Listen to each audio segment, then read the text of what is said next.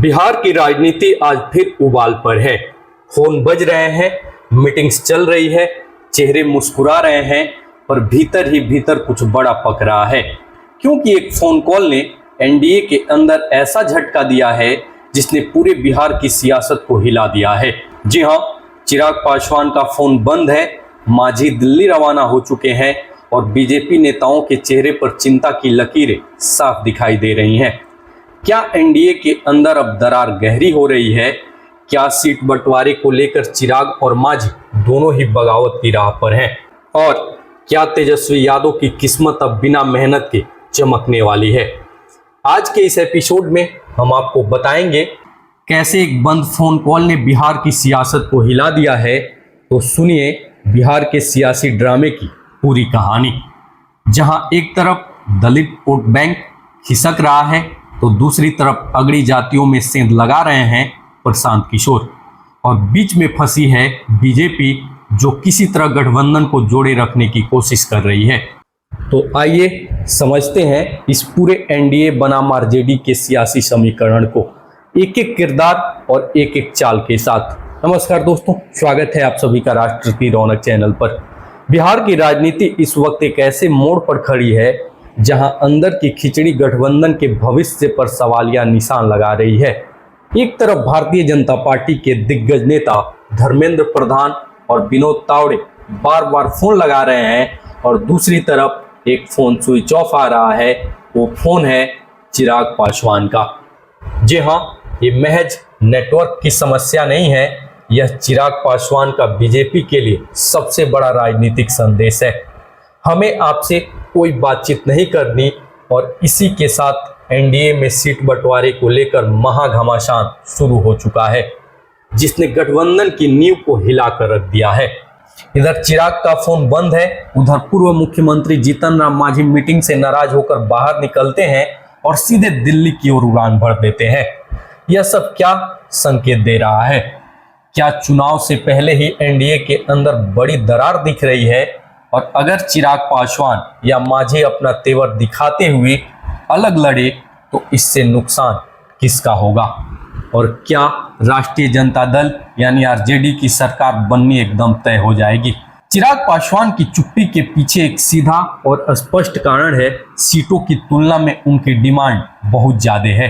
चिराग पासवान की पार्टी लगातार उन्हें मुख्यमंत्री फेज के तौर पर प्रोजेक्ट करती है, और आप कल्पना कीजिए जिस चेहरे को आप सीएम के तौर पर पेश कर रहे हैं, अगर उसी चेहरे की पार्टी को चुनाव लड़ने के लिए महज 20 से 25 सीटें ऑफर की जाएं, तो यह कैसा मजाक है। चिराग पासवान इस ऑफर को अपनी और अपनी पार्टी की क्षमता का अपमान मान रहे हैं। वहीं बीजेपी को पता है कि चिराग पासवान कोई खाली धमकी नहीं देते।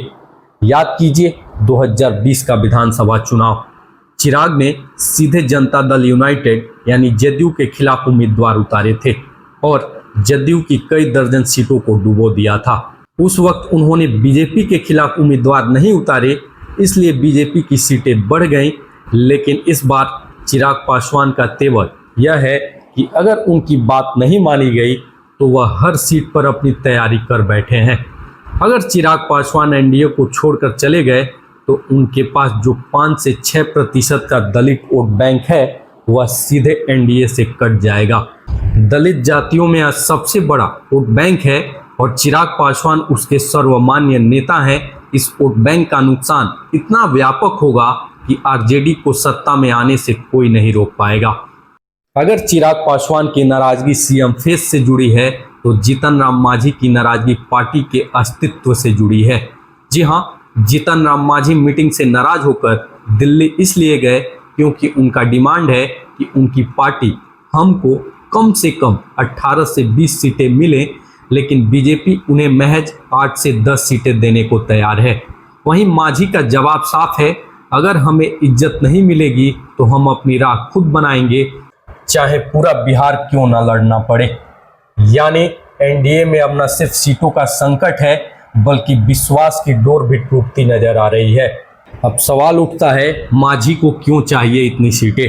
मांझी का तर्क सीधा है, उन्हें अपनी पार्टी का निर्वाचन आयोग यानी इलेक्शन कमीशन ऑफ इंडिया से स्टेट पार्टी का दर्जा दिलाना है, यह दर्जा हासिल करने के लिए उन्हें एक निश्चित संख्या में सीटें जीतनी होगी या वोट प्रतिशत हासिल करना होगा, और यह तभी संभव है जब वह कम से कम 18 से 20 सीटों पर चुनाव लड़ें। मांझी ने सीधे धमकी दे दी है, अगर आप हमें सीटें नहीं देंगे तो हम पूरे बिहार में चुनाव लड़कर उतना प्रतिशत वोट हासिल कर लेंगे और अपनी पार्टी को दर्जा दिला देंगे।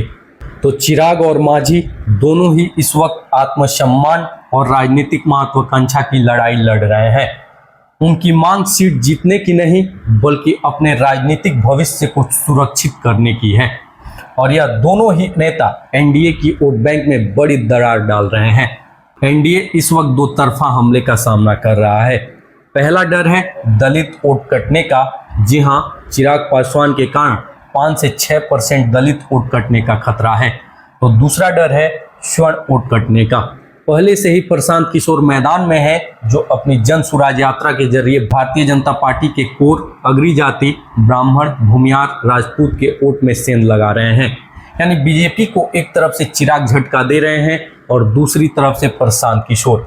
यह बीजेपी के लिए सत्ता की राह में सबसे बड़ी रुकावट है। इधर जेडीयू यानी नीतीश कुमार की पार्टी की अपनी चाल है।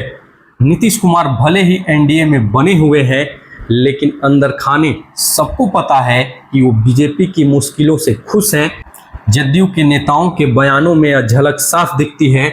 नीतीश कुमार का टारगेट है इस बार बीजेपी से ज़्यादा सीटें जीतना, क्योंकि अगर उनकी सीटें कम आई तो बीजेपी फिर से उन्हें दबाव में रखेगी। इसलिए चिराग और मांझी की नाराजगी से नीतीश कुमार को अप्रत्यक्ष फायदा मिल रहा है।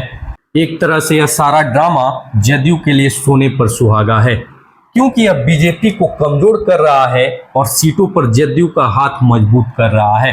तो सवाल यह है कि क्या बीजेपी चिराग पासवान को जाने देगी? इसका जवाब है बिल्कुल नहीं। जी हाँ, बीजेपी किसी भी कीमत पर चिराग पासवान को अपने साथ रखेगी, क्योंकि उन्हें खोने का मतलब बिहार की सत्ता खोना है। वहीं बीजेपी का सबसे बड़ा हथियार क्या है? चिराग पासवान का केंद्रीय मंत्री पद।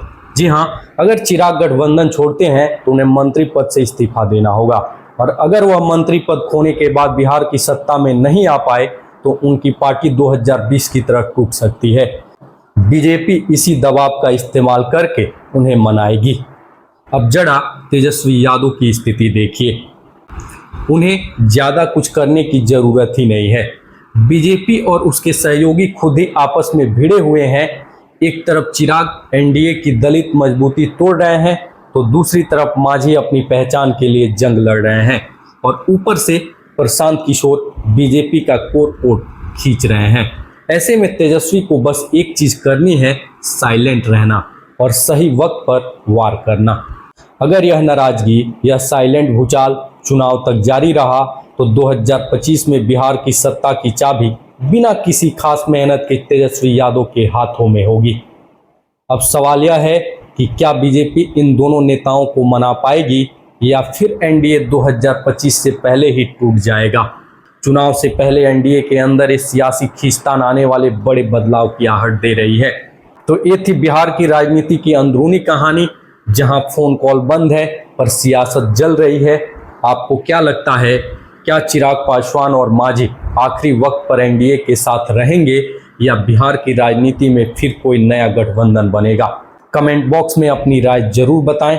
अगर वीडियो पसंद आया हो तो वीडियो को लाइक करें, शेयर करें, और साथ ही राष्ट्र की रौनक चैनल को सब्सक्राइब करना ना भूलें। फिलहाल के लिए इस वीडियो में इतना ही। मिलते हैं अगले वीडियो में, तब तक के लिए धन्यवाद।